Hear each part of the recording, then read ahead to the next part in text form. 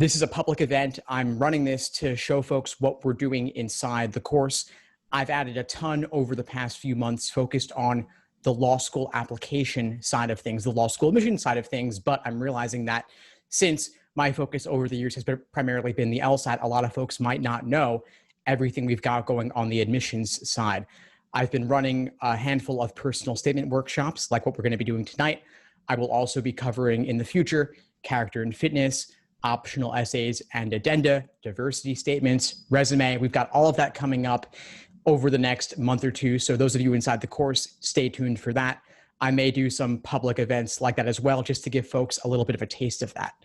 So I'm curious, just out of everyone who's here tonight, how many of you do not have a personal statement draft yet, or do not have a topic? Just type in the chat or raise your hand. I'd love to get a sense of where everybody is on that.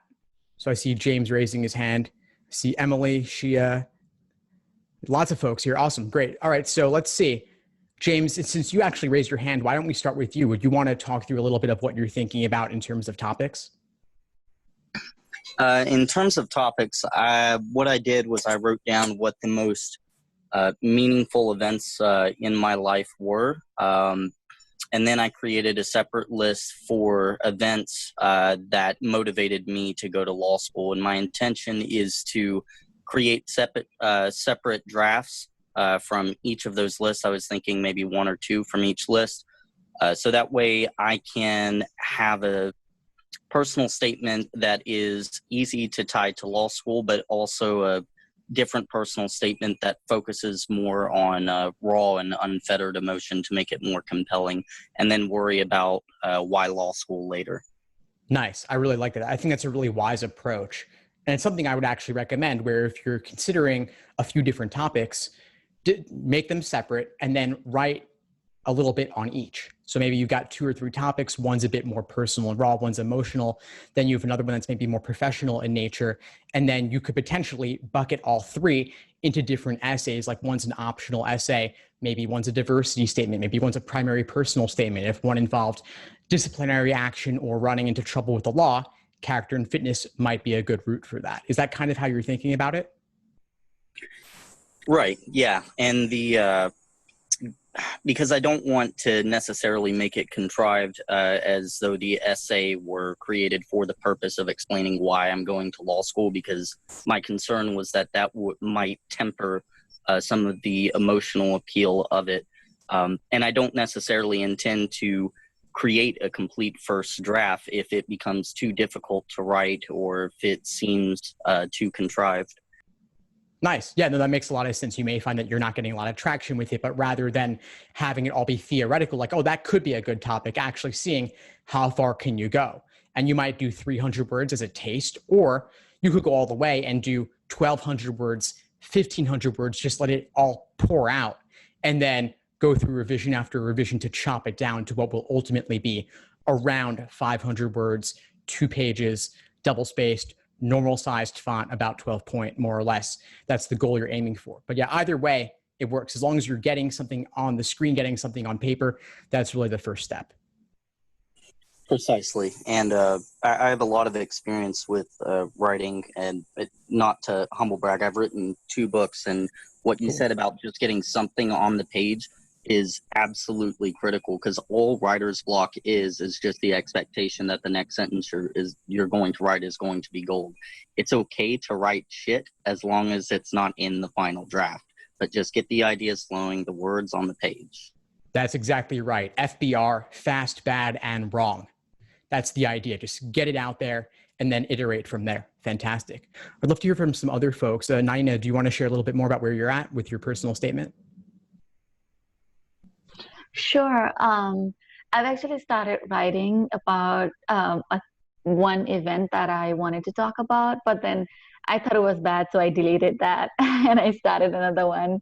So I'm just right now figuring out what I should talk about. Like, I have a list of events, but I don't want to talk about all of them in one essay, like you said earlier. So I'm trying to see which ones are the most important and then write about those. Cool. So I'm like in the initial stage of, figuring that out.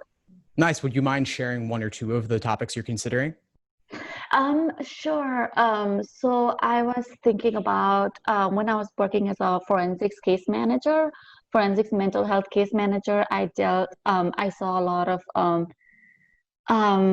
not to say injustices or things that were done wrongly. So I've actually had experience with several people there. So I wanted to talk about a few stories, maybe one or two in my personal statement, but beginning the essay with my experience as an immigrant, a refugee, and then tying those experiences that I had while working at the working as a forensics case manager and what kind of experiences I had with people from that background, and then kind of tie it with why I want to go to law school and focus on immigration law. I don't know if that makes sense. No, fantastic. That's a really compelling story, really compelling background. I'm sure that you could make a lot of it in a personal statement. So I'm excited to see where you take that. And since you're in the course, we'll be able to talk about that more in the coming weeks and months as well. One idea that occurs to me, though, is have you considered writing a diversity statement? Yes. Mhm. I was thinking about writing that about the challenges that I've faced or opportunities that I missed because of my refugee status when I first came here. But I also thought that I would touch that a little bit in the beginning as an introduction on my personal statement, not talk about it a lot, but just as as a segue to get into my experiences and why law.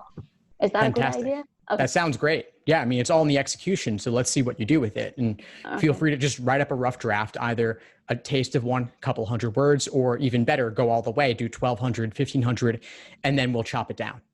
Okay. Sounds good. Thank you. Fantastic. Thank you for sharing. I had someone ask me, do I think size 10 font is too small? I mean, yeah, I wouldn't play games with it. I wouldn't play games with it. They're going to notice when you're looking at dozens or hundreds or thousands of these in a very short period, any font size changes or playing with the page margins, it's going to stick out like a sore thumb. So don't try to play games with it. And then depending on the way in which you're submitting it, you may not even have the choice. So I wouldn't be thinking about that. I would actually it's difficult, but let's do the work of actually chopping it down to the appropriate length that they're really looking for you to do. And we have an admission session coming up tomorrow as well, where we'll talk with an admission officer about things like, I know you were asking Ayana also about the resume. And so we'll talk about some of those things too, what best practices, what not to do, all of that. So we've got some actual personal statements we could take a look at. And so I think while theory is good, practice is even better. But before we do, I wanted to talk through a handful of personal statement topics to avoid. I've written some of my own bad versions of personal statements. These are not personal. I've just made them up because I've seen them a lot. So one is the autobiography. Ever since I was 10 years old, I wanted to be a lawyer. I argued about XYZ with my parents. I always liked to read the fine print and would pester my parents with questions about what all these legal terms meant. It continued in school when I argued XY policies for a higher grade from the teacher using their own grading rubric. How clever was I? I did debate and was even on a panel with XYZ famous person. They said I was the most impressive young person they'd ever encountered. My college had an unfair policy about dining hall meal plans that I got changed. Now in my job, I advocate for XYZ by helping clients navigate policies, loopholes, all that bureaucracy. Most recently, when my parents had a hard time getting out of a cruise booking during COVID, I found the fine print that got them to give us a full refund of the deposit and everything. There are a lot of problems with XYZ policies on the national level, and I want to change that. I will bring perseverance, diligence, and hard work to whatever I do. Based on my previous professional and personal experiences, I am confident that X School of Law is the best place to achieve my goals. Thank you. So I hope you realize that there are several terrible problems with a personal statement along these lines. Most of it, obviously, I would scrap entirely. If I were to look for the little gold nugget in this that could be expanded upon, this person has helped clients navigate various policies, loopholes, bureaucracy. If this theoretical applicant could go deep on that, sharing some anecdotes, some examples, some real personal experiences and reflections on what they did in that line of work, that could have the makings of a decent personal statement. But you don't want to laundry list several things you've done. You don't want to talk about wanting to be a lawyer since you were the age of 10. That's not really something we should take seriously, especially not simply because you like to argue. So let's have real, meaningful, concrete experiences that you've done and highlight those, not talking about college dining hall meal plans or arguing with a teacher, and certainly don't brag. So that's one common trope I would really aim to stay away from. Travel. I never understood how much privilege I had until I went to X country for a semester or week or family trip. I thought I had it hard living as a college student working at the same time, but these people didn't even have clean water. It made me realize my obligation to help others and devote my life to public service. There are many policy changes that need to be made, such as XYZ. So don't spend a lot of time talking about policy changes you want to make. They're not looking for your policy proposals. You haven't been to law school yet. They also don't want to hear about you recognizing your privilege during a short trip somewhere. If you were somewhere for a very long period of time, different story, but travel essays I would typically stay away from. On a similar note, don't talk about how your home country is less free or less good than the American way of life and how the rule of law is essential to a free society and that you're inspired by your experience with the American legal system or with some other country's legal system. If they're in the US, they probably think there are some good things about the free society, democracy, all of that. And it's not personal at all. So if anybody could have written it and it's not particular to you, stay away. Anything about a low GPA or low LSAT score during the semester, either related to adjusting to college or COVID disruption or protests, police brutality, riots, Black Lives Matter activism, all of that, stay away from it. They're going to see 1,000 essays like that. And it's also not really a personal essay. It's talking about potentially why your GPA or your LSAT score suffered, maybe even due simply to the digital LSAT or LSAT Flex transition. I would think long and hard about writing one of these essays in general. And if you do, don't make it a personal statement, make it a separate addendum and ask yourself, really, truly, is it necessary to write this? There may be cases, of course, where it is, but otherwise I'd stay away. And finally, don't spend an essay talking only about a role model, someone you admire, XYZ person, you've always looked up to them, and whenever you had a struggle, they've supported you and inspired you, and now you want to support others the exact same way, especially if you never even met them. Again, make it about you. Make it about you. It's the biggest thing I'll say there. Now, enough on that. Let's dive into some of these personal statements. So I've got a link here. I will share in the chat. This is a PDF of several statements, specifically 4 of these several statements I received submitted to me on social media via Facebook and Instagram. So these folks shared these with me with the understanding they would be shared publicly to benefit others. And in return, they would get the benefit of a critique from me and you. So that's what we're going to do here. We're going to critique these essays. There are 4 of them. I think we'll be able to get through all 4. I will read them in their entirety. If my voice flags at any point, I might ask someone else to fill in the slack and pick up the next one just because it's a lot of talking to do this sort of thing. So here we go. The day I turned 5, I went to Vietnam and my mother took me to the Buddhist pagoda that she used to pay homage to when she was young, so I could learn about being virtuous in the same way she did. When I arrived at the main hall, I had followed my mother, stepping slowly onto the incense-perfumed carpet towards the familiar echo of a singing bowl. I stopped as my eyes reached an enlarged poster of a wheel segmented into 6, with the upper half depicting heaven and the lower showing the suffering of humans, animals, and spirits. That's the wheel of life, said my mother. Everyone inside it lives, dies, and gets reborn until they can get out of it. Why, I asked. Because the world has natural laws. If someone does many good deeds, they will have fortune, and if they commit bad deeds onto others, they will suffer throughout their life to repay that debt. When someone no longer has debt, they will be freed from the wheel, she explained. I stared at the map of the universe in awe. Although the concepts of debt and freedom were foreign to me at the time, this simple model, I thought, made sense. In my mind, this meant that any suffering was not only predestined, but profoundly necessary to attain higher levels of freedom. Later, I exited the back gates of the pagoda, directly entering the streets of Saigon to buy lunch. I optimistically skipped towards the city center, ready to use my newfound understanding as a lens to which I could guard myself from ever doing harm unto others, as well as to peek into the nature of people's past. However, as I got closer, I entered a reality that not only looked challenging, but was challenging for my recently formed worldview. The street was a scene out of any travel documentary, populated with people and their life's work. I felt as if the loud city noise tried to distract me from the difficulties that lie at the heart of Vietnamese life. Glancing down right in the middle of the street, I saw a physically disabled young man on a scooter board yelling out that he was selling lottery tickets for only a few cents while relying solely on his arms to move from inch to inch. Next to him was an elderly woman hunched over, carrying a yoke that bounced very lightly on each side to the weight of recycled glass. And not too far away, on the side of the road were children my age lying on newspaper in fetal position under the small spots of shade next to their mothers, who squat closely over open fires to cook a variety of food, from fresh sheets of rice crepes to globs of sticky rice. Instantly, I was in a dilemma. Theoretically, if I helped them, would I not just be doing a disservice by preventing them from clearing their debts? I felt my intuition resisting the logic I was newly armed with, which would justify the unjust poverty as a way that the world worked in accordance to natural law. Still, I was conflicted. I approached a mother and her child anyways. She was pouring out another sheet of crepe batter onto the heating plate, and I asked her how long she has been making crepes for. She answered 15 years, before looking warmly over to her son and waking him up to eat. He turned over, revealing limbs that appeared not only strong enough to support his own weight, and eyes that were unreceptive to light and movement. The mother saw me looking and must have felt the need to explain away my gaze. He was born with neural defects. Those Americans during the war, they did this to him. Born in America, I slightly flinched at the realization that I have been wrong to assume my own innocence while thinking of others as each fully responsible for their problems. This was an innocent boy my age who has not harmed others nor done anything wrong. And even if he had, it would be foolish of me to think I could recognize and delineate all the variables, the causes and effects that constitute to his current state of being.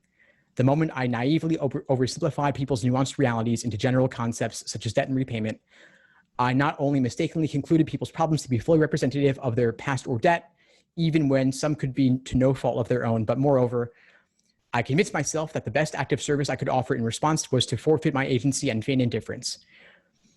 My perspective on people has benefited from the recognition that every choice in history belonging to an individual is full of subtlety, and my experience with getting to know the hardship that takes place in my ancestral land serves as a reminder that as I enter the field of law, I cannot make unwarranted presumptions about others, but rather be sensitive and attentive to their story.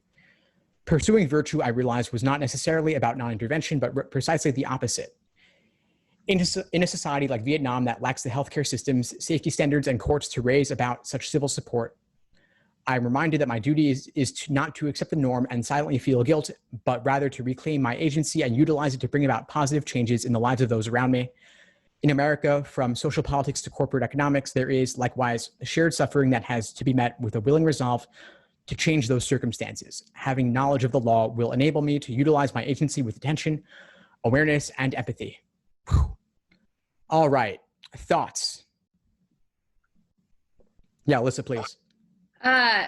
It's a really beautiful story. Off the top of my head, I do think about one of the examples that you brought up at the beginning of the session about like I went somewhere else and I have privilege. So that's a theme that I'm definitely thinking about. Aside from that, like if we wanted to like stick with this concept, like obviously this person has a lot of empathy and a lot of compassion, but I would be interested in seeing an actual tangible example of how they used that compassion or empathy instead of just saying like I went to A and now I possess B inside me. I really need like an example of some time in their adult waking life of like maybe when they use the lessons from this experience to actively do something else. I'm not getting that finished part. Thank you. I agree 100%. Yeah, I think the issue here is that this does fall within that travel essay trope I described earlier. So let's say this person presumably might be American. We obviously have to see their resume and such. But the idea here is that this 5-year-old was somewhere else. He or she went to Vietnam and had all these revelations about how life is different over there. Yes. And so the question is, okay, well, you were 5 back then. What have you done since then? You've had presumably 15, 20 years or more to actually implement some takeaway from this revelation you had as a young child. So I'm thinking also, I don't want to read stories about your childhood alone. I want to see something about how you've evolved since then from those experiences, whether positive or negative, into your daily adult life. And so, okay, you were 5 then. Let's say now you're a college student, recent graduate. Maybe you started an organization to help people like those you met or saw in Vietnam. Otherwise, okay, well, you recognize your privilege as someone in the Western world, presumably. What are you doing about it? And I'm not seeing that. And I would imagine it's there. I mean, the person, obviously, they said, intention, awareness, empathy. And I believe that. I don't think that this essay was written simply for brownie points. The question is, so let's see that next step. after that, as you said, Alyssa, precisely. So there's lots of room to cut some of the details here. I mean, the details are nice. This is very well written. And as a piece of creative writing, I can picture myself seeing the world through your eyes in that situation. But that's not the only purpose here. Let's get some creative writing, but mix it with that personal vulnerability, what's going on inside your head. And then what's your takeaway moving forward, and what have you done as a result? So there's a chance to highlight something key on the resume, specifically if it does relate to this particular trip or relates to even just helping less fortunate folks in the developing world. Other feedback, other thoughts on this one? So in my mind, whenever someone presents a story about changing their worldview, generally one of two things in my mind has to stand out about it in order for it to be compelling. The first one is that either it was very difficult for them to change their worldview because of a bias or a preconception, or some sort of yearning to the realization, or alternatively the realization is profound. In this particular story, I didn't get the sense that they had struggled to change this worldview. In fact, they described it as a recently adopted worldview.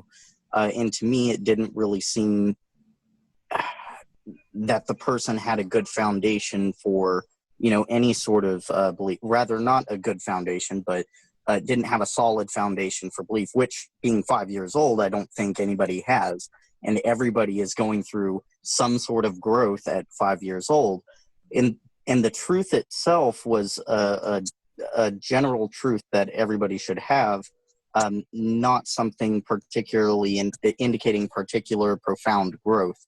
So I think that the story is great. I think that the formula, so to speak, is there, but it's not impactful enough as far as how the growth occurred or what general truth was revealed, because I sincerely doubt that when they were 5, they were thinking about how it applies to law school. Correct. Yeah, that's exactly right. I think that, as we're all agreeing here, that the formula is good and that there is something useful that can be used here. The question is, let's carry it all the way to completion. And as you said, yes, a 5-year-old isn't thinking of all this. So this author is reflecting on what they were experiencing as a 5-year-old. And obviously there was some impact, but it does need to be applied. And so I think that to continue that formula would be to say, okay, well, I went back to Vietnam 15 years later and I did some sort of charitable development work of some kind, or I was engaged in policy as a result of this in some way. And so if there's some extracurricular or work experience or even academic experience that can be tied to this, I think it can make it in a way, as you're saying, suggesting at least, more believable. Now, looking through this, I mean, I'm not seeing too much other than perspective on people, which is kind of vague. There's no action there. All right. Well, if nothing else, let's go to the second one. Would somebody like to relieve me and read out the second one?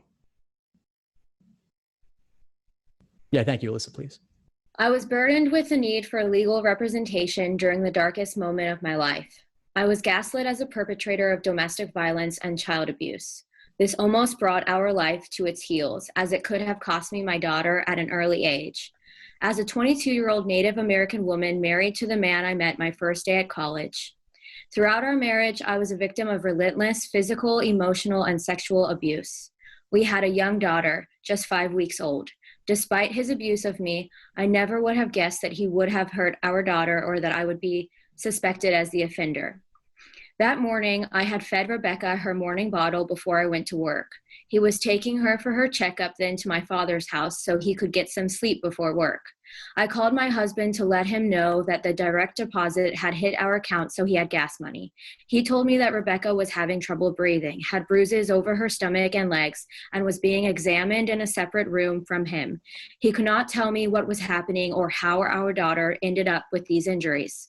I trembled as my best friend and coworker drove me to the hospital, terrified for my daughter. Arriving in the Circle Drive outside the hospital, I was detained by a pair of officers and unable to see my daughter as she was fighting for her life.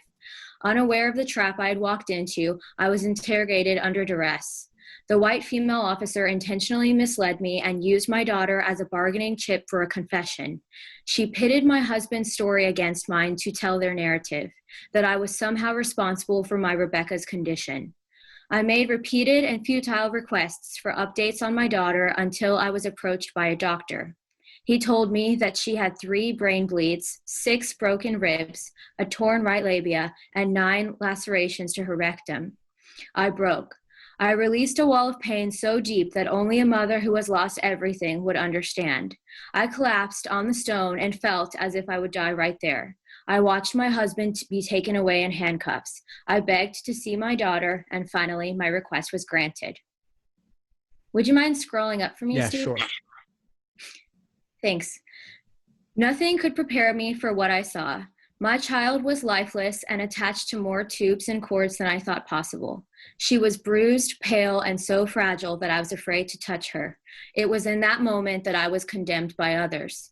My shock was confirmation of their assumption that I enabled the abuse, or worse, had perpetrated it myself.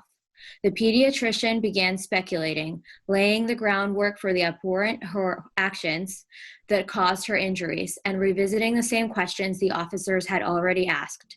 Without the answers he wanted, I was promptly dismissed and banned from the hospital. That moment is the first time I noticed the gaslighting of my husband's abuse onto me, despite the fact that I was his victim too. This was when I knew that I truly needed help and turned to search for legal counsel. What a monumental obstacle to need support and guidance during a time that I was most vulnerable. My entire world had been ripped out from under me, and I was utterly alone and unsupported. I lacked any knowledge on how to select a lawyer, and my family support was dismal at best. My first attorney was provided by my place of employment, and he recommended a colleague once my initial interrogation was complete. I sold all of my worldly possessions just to afford his retainer. This counsel insisted and coerced me into pleading nolo contendere and assured me I would have my daughter back in 6 months or less. Had I known then what I know now, I would have fired him on the spot for ineffective counsel. My daughter and I were separated for 9 months, and I was treated as an offender, despite being a victim to domestic violence myself, which was confirmed by psychiatric evaluations, domestic violence evaluations, and many accounts by friends closest to us. Despite this, the court was insistent that I failed to protect her, despite my lack of knowledge or awareness of her abuse. In their eyes, I failed to protect her by staying with him after seeing the abuse indicators to myself. My experience echoes that of many others who need help, who do not know where to turn, or who have no idea how convoluted the legal system and its process can be.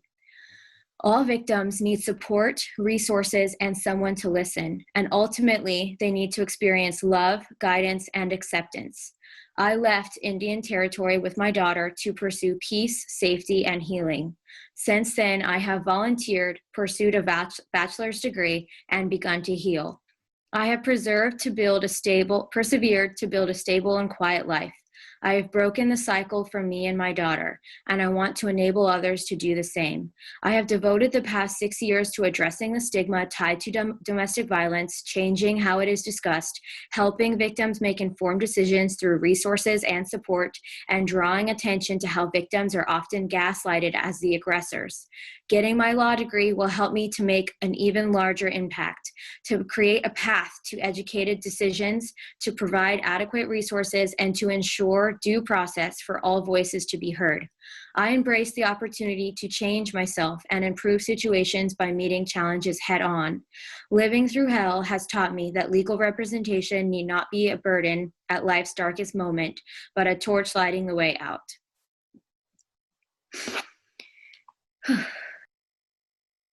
Wow. Yeah, powerful statement. Thank you for reading that. A lot going on there. So this statement, this person's clearly a strong person who's been through a lot, most that at least a lot of folks can't even imagine, I'm sure. And so the question is how to tell this in a way that seems appropriate to the task at hand.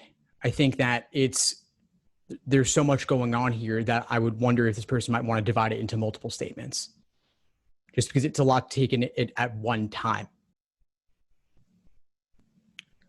But it's powerful, and I think this is a great material here. And just kudos to this person for being open and honest enough to share their story with others as well. Anyone have thoughts on this they want to share? Well, I have an actual particular question on this one, not necessarily related to content, but I'm presuming from the essay that she pleaded no contest for a particular charge. So I'm wondering if this should be an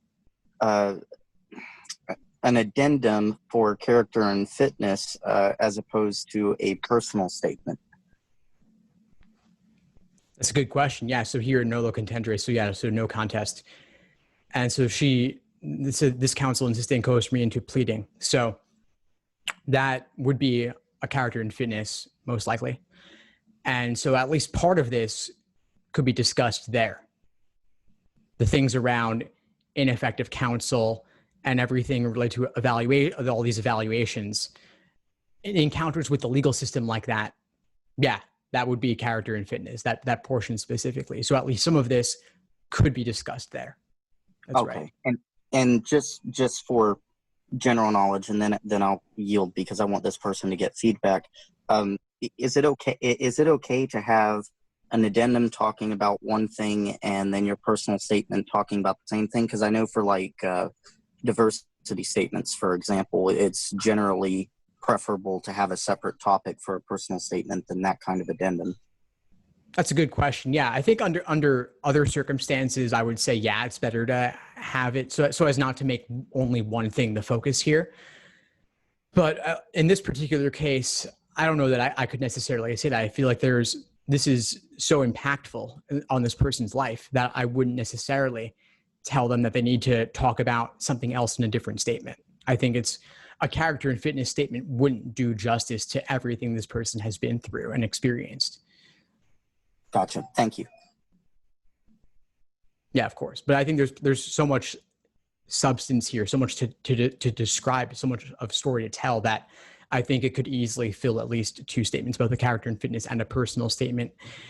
And this person mentions she's a Native American woman, so maybe there's a diversity statement there too if she wants. Steve? Yes? I have a question. If you compare this statement with the before, do you see that this person needs to improve something, or do you have any feedback to say about that related to the before say? So you mean contrasting them in terms of which one I think could be improved in some way? Yes, I would like if you can do this. Well, I mean, to me, they're quite different, and that's based in part on the author's particular writing styles. And then there's just the gravity of each one. I mean, I think we can all agree that this second one is far deeper and more impactful. We can really see how this person's life has been impacted by what she's been through. The previous one was a 5-year-old going on a trip with her mother. And then we're not really sure how it impacts her life in the more modern sense. So I think the second one is far more impactful and definitely leaves a real impression, at least on me. And so I think that any statement doesn't have to go to this depth necessarily, but to show how you've been impacted by something and how it's affected you on the level of your soul in a way, I think that's always going to have a bigger impact than a travel essay, at least. Thank you, Steve. Yeah, of course. Other thoughts on this one? How could this person improve how she tells her story? Go ahead. Cassandra. No, it's okay. Go ahead. I actually have questions because I'm still learning myself. I see just a few different plumb lines through here. I see the first paragraph really, and it's sprinkled with talking about her relationship to her abuser. So to me, that's a very hearty line that maybe she could stick with. And then there's this obviously very important, like second plumb line of her relationship with her daughter and seeing her daughter's injuries and that sort of traumatic event and taking her daughter out of the abuser's hands. And then there's this other plumb line of what you've already mentioned of like being a Native American woman. And also at the end, in the last paragraphs, speaking about all the actual action that she had taken and ways that she had overcome and transitioned all of this pain into maybe some actionable items. But to me, the relationship to the abuser is a little bit different than the relationship to the daughter. And I would ask if maybe take one of those and really develop that, and instead of trying to tell both of those stories. Agreed. No, thanks for calling that out in that particular way. I agree that there's a lot going on here, and that's why I was thinking multiple statements, but you really gave some specifics about what exactly could be separated. So I would certainly agree with that. And it's hard to imagine this person even just covering all of this in 2 essays. And so I wonder if there's a way to do 3. And so maybe if she writes a diversity statement that with the angle, at least to start off, about being Native American, that might relate in some way to pulling one of those other plumb lines as well in that same statement. And then I also want to call out just this author, how she does end it talking about, she says, I've broken the cycle for me and my daughter. I've devoted the past 6 years to addressing the stigma tied to domestic violence. So to me, that's ending on a positive, uplifting, inspiring note, which I really like, that it's not just all the problems she's been through alone. Because that you don't want it to simply end on a depressing note, especially the main statement of your application. And life may not always work out that way where you can end on a high note, but if there's something that you can do, as she has here, despite everything she and her daughter have been through. Steve, I was going to ask a stylistic question. Sure. Obviously this passage, as compared to the first one, it held my attention a lot more than the first one did. Even though when I see it, it looks like stylistically it's a little bit more simplistic. Do you think because the story is so compelling that you would or would not recommend, maybe making it stylistically more complex, or do you think as it's written now and the style is effective because of the weight of the story?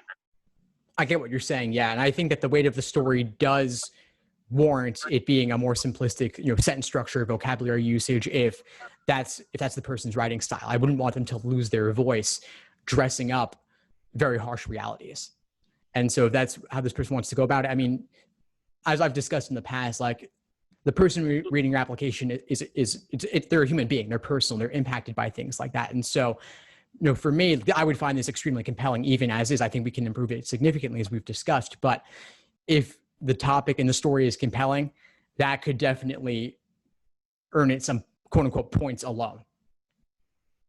That being said, having someone to edit, to proofread, to copy edit, all of that's always a good idea. And copy editing alone isn't even necessarily that expensive. If one can make the investment, it's possible to find copy editors for a pretty reasonable rate. And that's why I'm not doing this here. I'm going deeper to like the actual topics and structures of the stories overall. But yeah, I would say I'm not saying I noticed any errors here in particular, but there might be someone who could help improve some of the wording. And that's why reading this out loud is so valuable, because it helps you see things that might be awkward, things that are just an error, or things that could be improved. Other comments on this one? So I just have a quick comment. Full disclosure, I have an undergrad in English. So one thing that I was thinking at the end of it is that so the people that are reading on the admission committees are people, and sometimes people read with their emotions, and I would hate for her strong story to make the end, which is really important, be lost. So maybe finding a way to like hint at the beginning why this matters for her law degree, like how she will be a better practitioner and lawyer as a result of this. Agreed. Yeah, I think the end, although it ends on an uplifting note, the specifics are missing here. And maybe her resume covers that, but at least I would want her to give at least like one clause or one line devoted to that specific, even if it's in the resume as well, just to remind us, okay, she has a clear path and she's done some work addressing stigma on domestic violence. What exactly has she done, or what exactly will she want to do with a law degree? Just rather than just simply making a larger impact. So I agree, there are some specifics that could be laid out a bit more there, even just with the same number of words, just swapping. All right, let's go on to the third. Okay, so how is it to take the size of a poppy seed able to cause so much suffering? Here I was at 18 years old, walking out of my car with a handicapped parking pass. I received plenty of glares and confused faces because nothing looked physically wrong with me, but my body was aching, it hurt to use the stairs, and I was feeling unimaginable pain. I went doctor to doctor with no one able to help me. I felt lost, like no one would believe the symptoms I was experiencing. From podiatrists to physical therapists to rheumatologists to general practitioner, no one could figure it out. I started to feel apathetic towards things I used to enjoy doing. I felt alone and began to spiral into depression. School became difficult for me, and so did little things such as getting out of bed. Finally, after getting extensive blood work done, my doctor had good news for me. Now, this is not what most people would consider good news. Finding out you've been suffering from Lyme disease, Rocky Mountain spotted fever, and mycoplasma pneumonia. For me, however, it provided a better outlook for the future. I felt a sense of relief to finally receive a diagnosis from my doctors. I felt validated after being an advocate for myself for so long. I knew the treatment was just beginning, but the diagnosis meant the search for answers was over. During this journey, I learned how to mature and become an adult. I had just graduated high school and turned 18, which meant my parents couldn't always hold my hand during every doctor's appointment anymore. Turning 18 means freedom and independence, but transitioning to adulthood is not always easy. I had to learn to advocate for myself, to never give up, and to trust my gut. The agony of spending so much time at the doctor's just to be referred to somewhere else felt like it would never end. There were plenty of days I let the disease get the best of me. Through this, I had to learn to get back up and fight.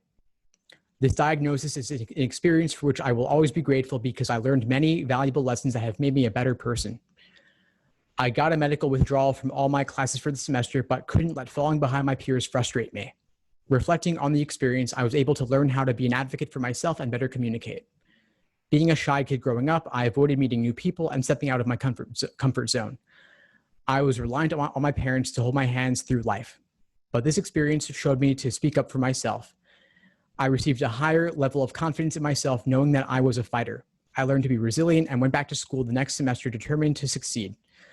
I am proud of myself for learning how to deal with the challenges that have come my way and becoming an overall stronger person.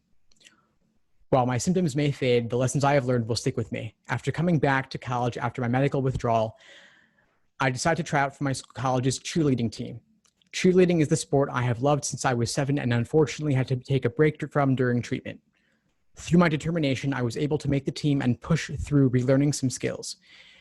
Being able to participate again in the sport I love at the collegiate level has helped me to recognize the emotional and physical strength I have gained. I hope to continue challenging myself during law school. I have the strength and knowledge to get back up and succeed after hitting rock bottom. I am now motivated to be an advocate for others. I found my voice through my diagnosis, but not everyone has the resources that are needed to speak up for themselves.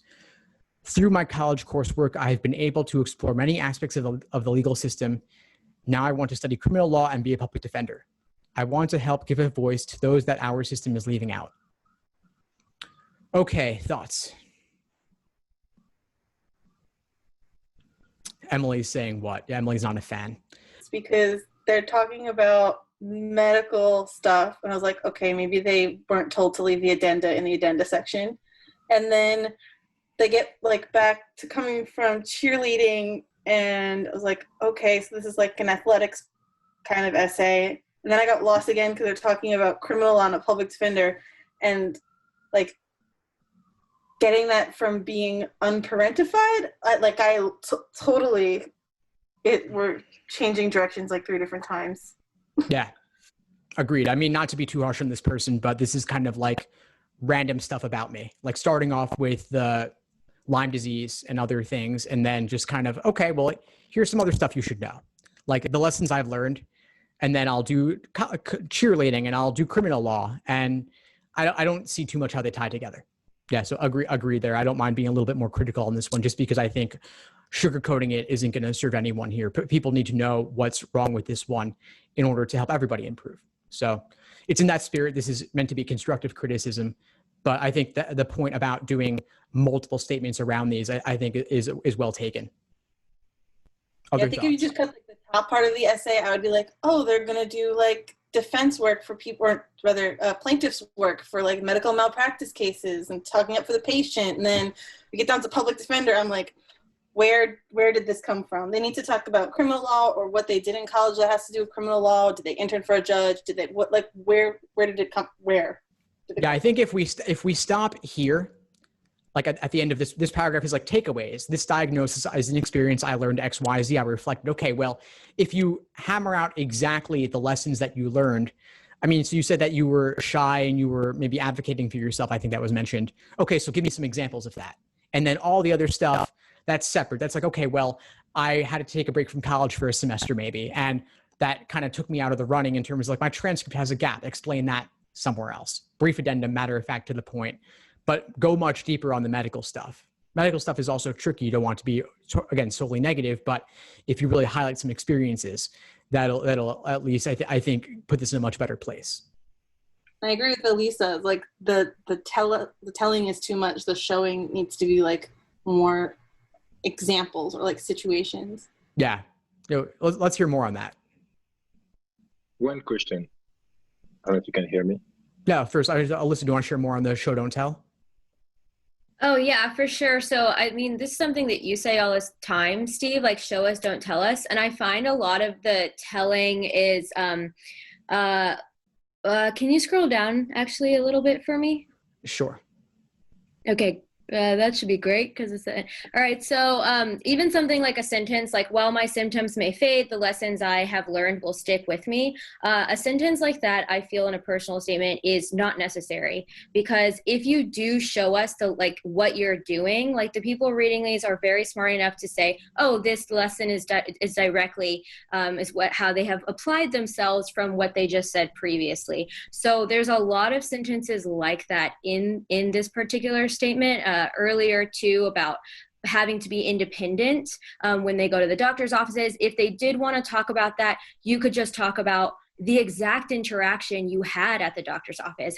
How did you speak to the doctor? How did you overcome the obstacle of maybe you were unsure of yourself when you had to deal with scheduling or the receptionist or not understanding certain terms? Like if you actually say, I think a good question too to ask myself of like when I start to tell more than show is just what happened, what really happened, and what did I do about it, instead of a lot of the it like a backseat sort of driving of saying, and then I had determination, then I had independence. Exactly.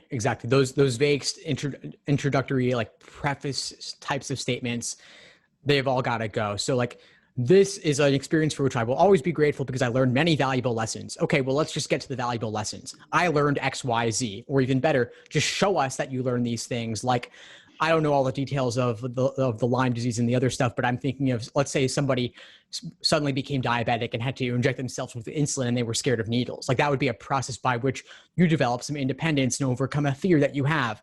And you're doing it every single day. So it's a very real thing on the ground that shows us in a way that just saying valuable lessons doesn't do. And we have to kind of guess at what those lessons are.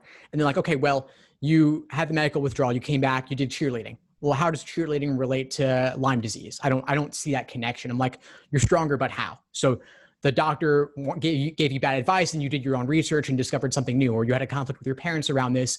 And you had the backing, you did the research, you made a case for yourself, whatever it was, or even just, should you take off a semester or not? Maybe that was a debate where, again, you stood up for yourself. You advocated for what you thought were your best needs at the time. I know there was someone else who had a comment or a question they wanted to share. Feel free to unmute yourself and ask. Yes, can you hear me? Yes, I can hear you great. Thank you. Okay, I was just want to ask, if she started the essay talking about the medical condition and then how she bounced back and became a college athlete, would it been okay, or it's already too much, like two different directions? I think it's okay. I think that in a way that the cheerleading could serve the goal of ending on a positive note, especially if there are lessons learned from the medical withdrawal during that time away that then informed, again, like the bravery to try out for something, taking the risk involved, if that was something that was true for this author. And how could she bounce back and this from how you relate to law school? Because I think that's what she tried to do, but she didn't do a great job with. How could she do better to transition this to how you apply to law school? That's an excellent question. So one idea that comes to mind for me here, just as a starting point, is at the end, I'm now motivated to be an advocate for others. Okay, so why? Again, tie it back to the medical experience.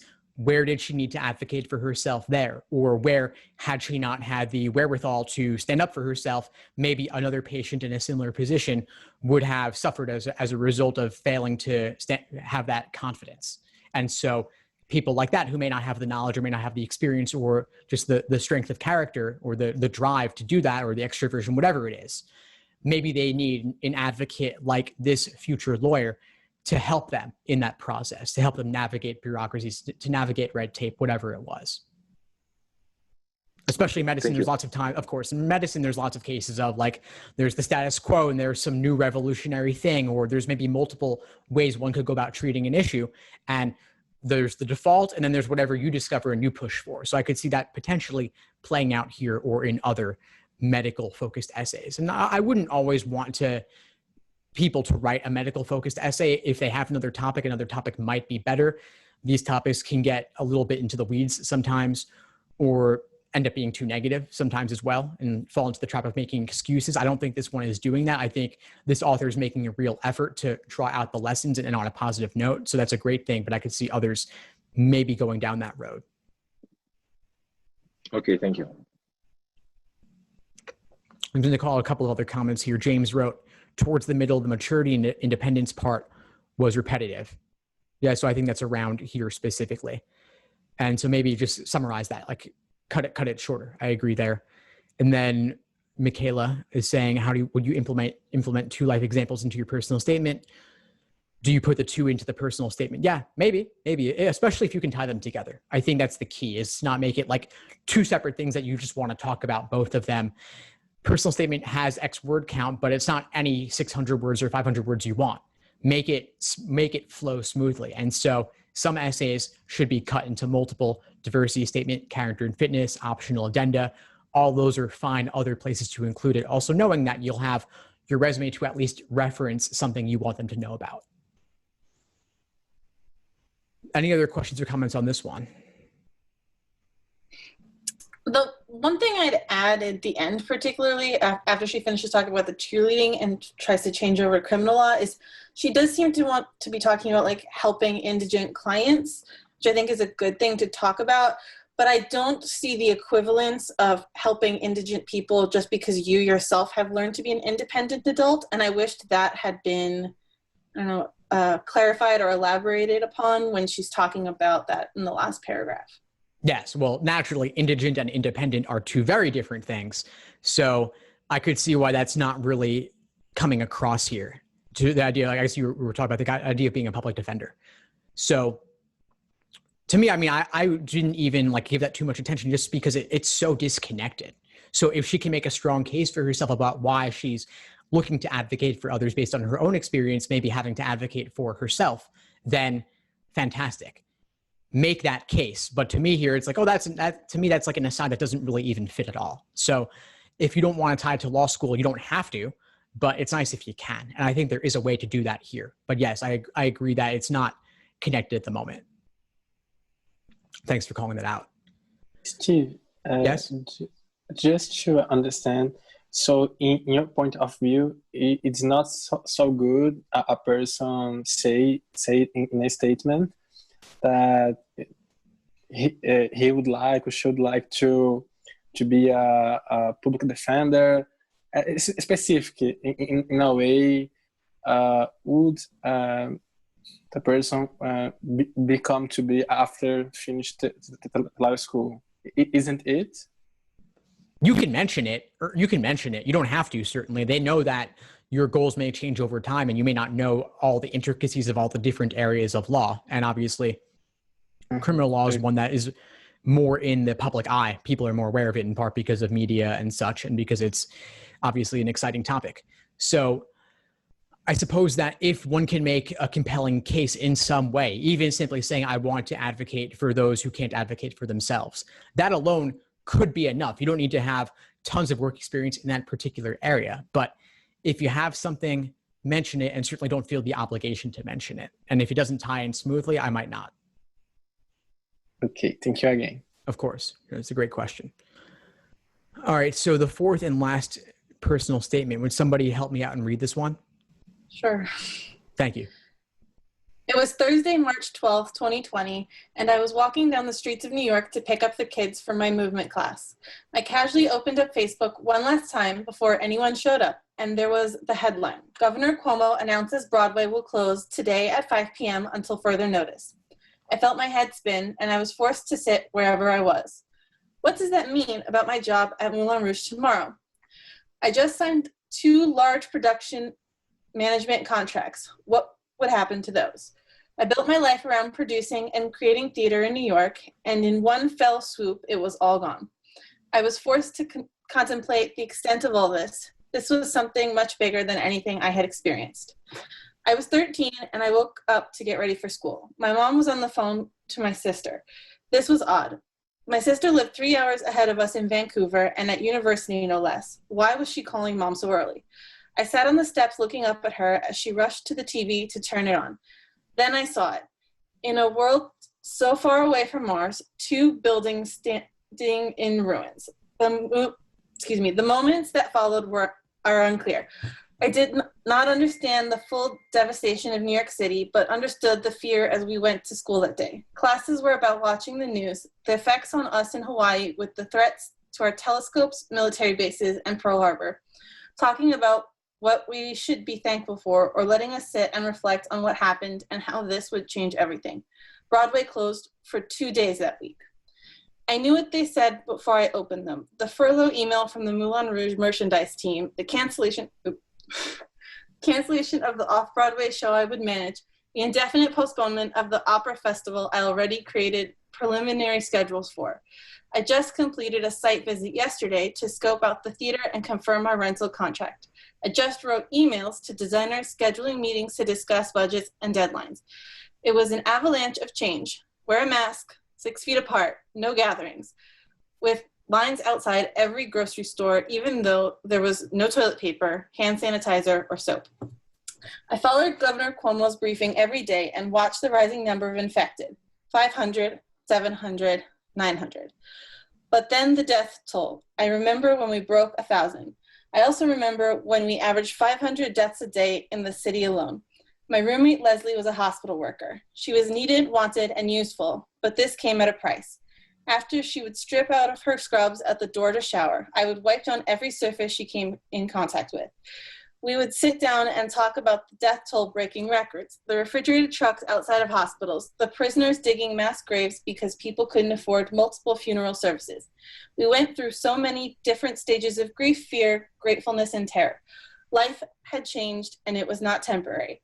For someone who had planned all her life, had followed solid and logical paths, who made lists and assessed consequences, I was suddenly stuck, simply forced to exist. What does a planner do when she cannot plan? How do I answer the questions? What am I doing this week? Where do I see myself in 5 years? What goals do I want to achieve and places I want to live? This was not something one could plan for. I had to search deeper for a sense of purpose in the murky waters. I found myself wanting to be of use, to be active in this fight for survival in whatever way I could. My career in theater management and production might be gone, but all my skills were still there. Painting and creating, organizing and planning, designing and building, managing and scheduling, sewing.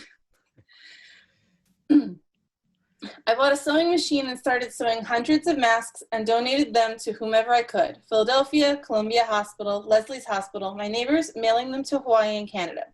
I also got in contact with a healthcare worker who had to find childcare for her now homeschooled 4-year-old. In between masks, I would make dinosaurs out of toilet paper rolls and teach Hannah how to count Cheerios. This came at a cost, of course. Hannah's mom and Leslie were in constant contact with sick patients, and there would be those 6 to 12 hours we would wait on edge until the testing eventually came back negative. I exhaled from that possible reality and realized that I had a purpose, a way that I can help people that transcends pandemics, economic hardships, restructuring of society, and forced isolation. People were losing their jobs and their homes, struggling to eat. What were our rights? What rules protected us, and how do we change those that don't? And then the protest started, and I felt something inside cry out. Although it wasn't my voice, it was, I was an ally that could fight for injustice. As I marched the streets, I decided what I needed to do. I will use my strength, resilience, leadership, and privilege to make a difference in this new society. This is a year of enlightenment and change. Through losing it all, those walls you build up in life culturally and socially, I found what drives me at the core of my being. I want to be able to help people, to be of service to the people who can't fight for themselves.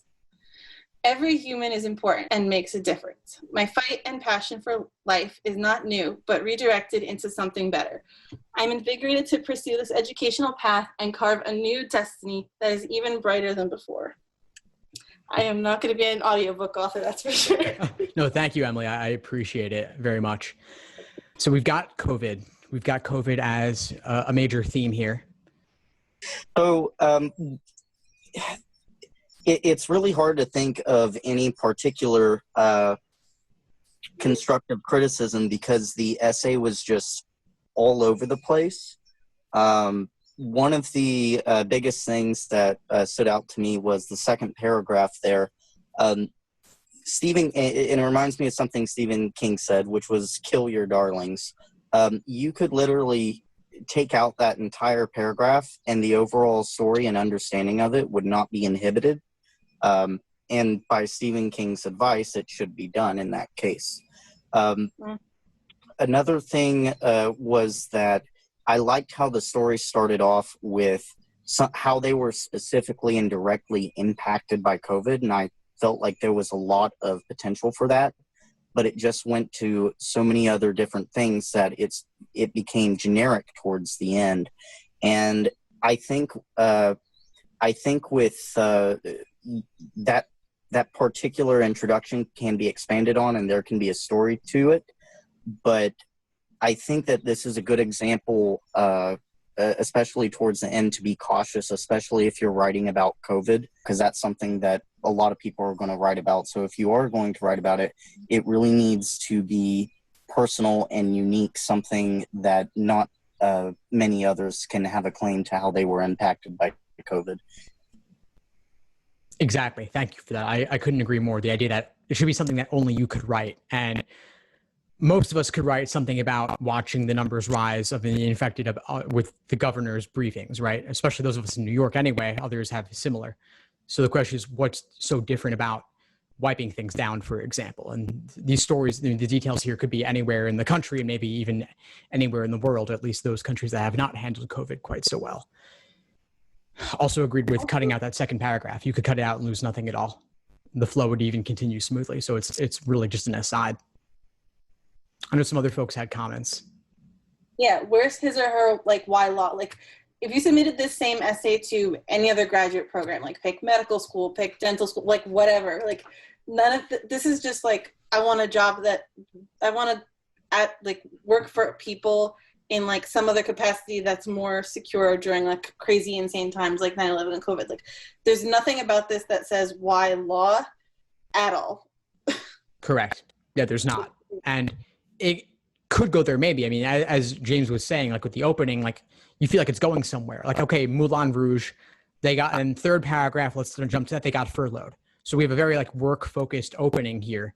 So the career being impacted, obviously. But what happens then? Was there something that maybe this author did at his or her job? And you're scoping out the theater, confirming rental contract. Okay, I'm like, contract, that's legal.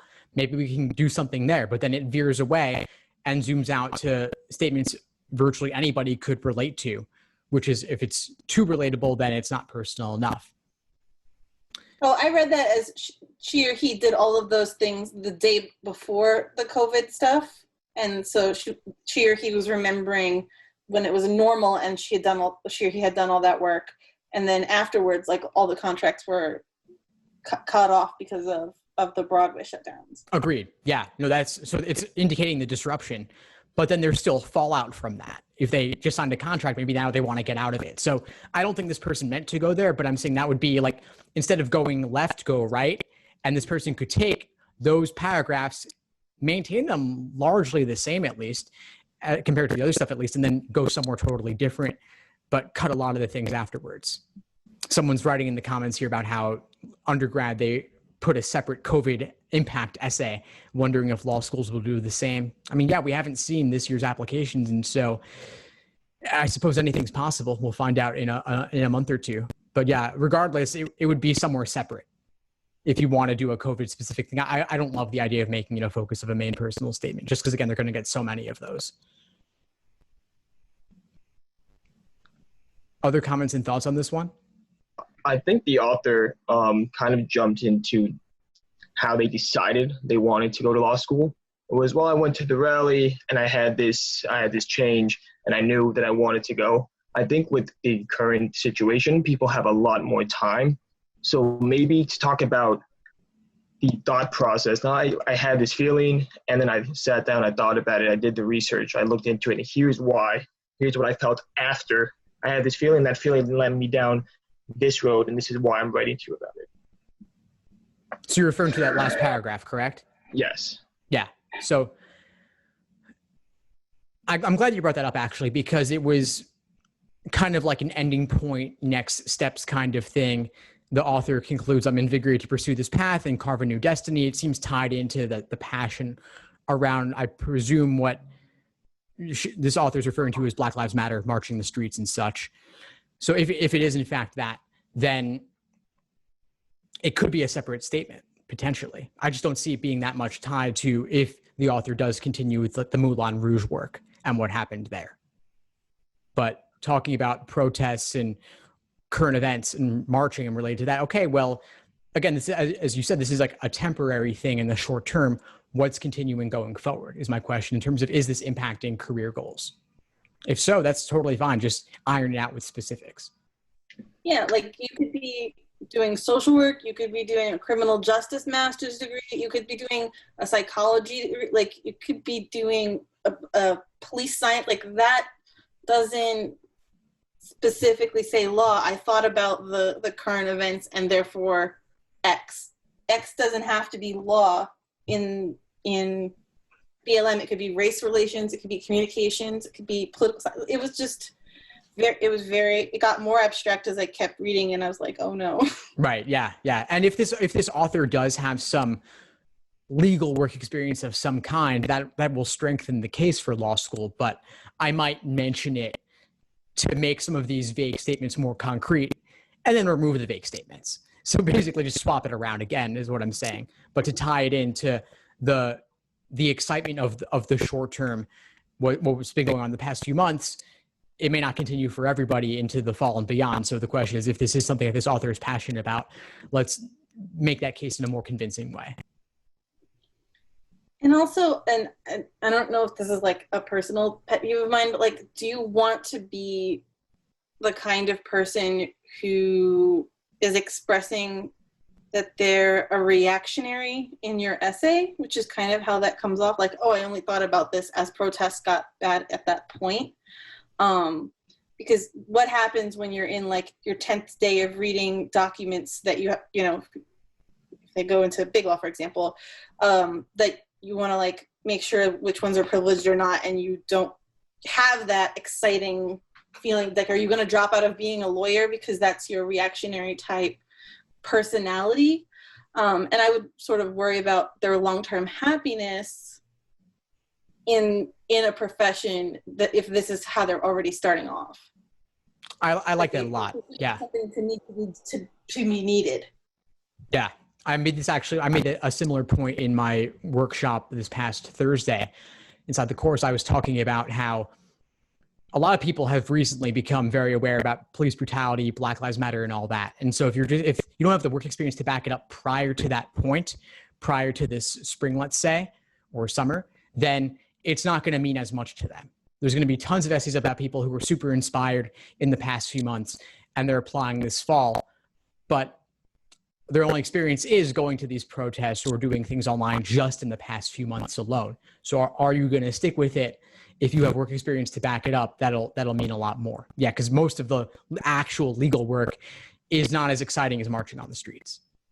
And if I could answer the question about reactionary, I think it's okay in this particular instance if she didn't say that, well, this ended my career as a planner, which honestly I find that a little bit hard to believe because this is temporary. It will certainly have an adverse impact on your ability to do any jobs, but you will eventually be able to re-enter that field. So if she were to say something like, I realize that as much as I love this job, it's unstable at the present time, and I had to make a hard choice about, a career decision, and law school is the best decision because X, Y, Z. And, and to do that in a way that isn't so telling, but kind of shows, but I kind of think it's a bit difficult to do. So I'd say you can do it. Law school can be a second choice, and that's okay, even if it's a reactionary choice, but it has to be done in a compelling and careful way, I think. Yeah, and you do want to tie some things from the past to the future goals. But Emily, go ahead. I was gonna say, if she or he was interested, like looking at organizations like volunteer lawyers for the arts, and then you could say, okay, here I have my art background, the law is going to add something to that, but I'll still have the prior experience to make both of those things, when added together, a good fit or a good match. And even if you do end up in, for example, like I said, a big law job, you'll have that you can do on the side to help out the community that you used to be with in the theater industry or in the arts industry. So there's a way to connect them together, but this isn't it. Right. Yeah. Thanks for that. One other comment, two other things that come to mind. One is the sewing machine thing. That's another thing that I think could be chopped out entirely, and the flow would still go pretty smoothly here. The other thing is I got a kick out of the dinosaurs out of toilet paper rolls and counting Cheerios, but it seems kind of silly compared to the gravity of what comes in the following paragraph. And so I don't love it that I think one tone or the other, or at least have a smoother flow from one to the other. Not you're making me laugh, then you're making me feel passion for justice, right? Like those two things don't really seem to be of the same level of gravity. And so at least some separation or some transition, or since I don't see the sewing masks thing tied to the rest of this essay, I would just chop it out altogether.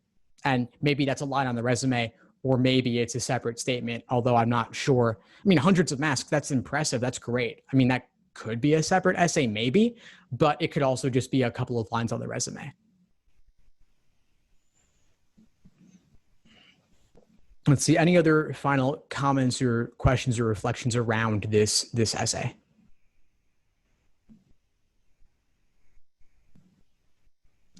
All right, well, if not, then we will wrap up here for the evening, but thanks to all of you for joining and asking such great questions, giving some great comments and great feedback for these folks. I'm sure they will greatly appreciate it, and I hope that you all got a lot of value out of it as well to apply to your own statements. And so we're doing these sessions regularly in the course. We're covering everybody's drafts. We're also going to go on to diversity statements, character and fitness, optional essays and addenda, resume, all that good stuff inside the course over the next couple of months. I may do the occasional public event as well, but if you want yours reviewed, the course is the best way to do that. And so details on the site.